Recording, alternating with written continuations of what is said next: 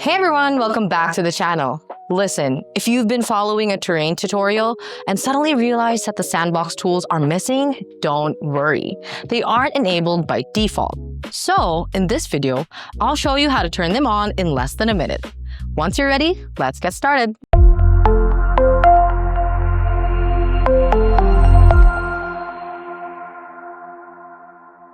The sandbox tools are one of SketchUp's most useful built-in features for creating terrain, landscape, and other organic shapes.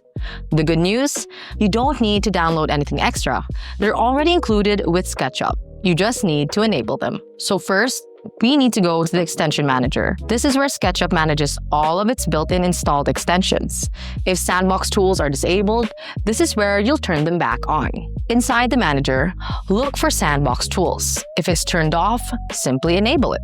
And that's it. The sandbox extension is now active and ready to use. Right. Quick pause for the architects and firm owners out there. If your deadlines are piling up and you need support with construction documents, we totally get it. At MJS Global Group, we're architects helping out other architects. We've been doing this for over 18 years and our team plugs right into your workflow with on-demand project architects who are professionals in BIM. And we can start in as little as 24 hours.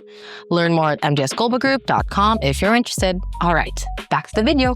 Now, let's make the tools visible. Go to View, then Toolbars, and check Sandbox. A new toolbar will appear containing all of the sandbox tools you may need. You can even drag the toolbar anywhere you'd like for easier access. From Contours, this converts contour lines into terrain surfaces. From Scratch, creates flat terrain grids. Smoove lets you sculpt hills and valleys.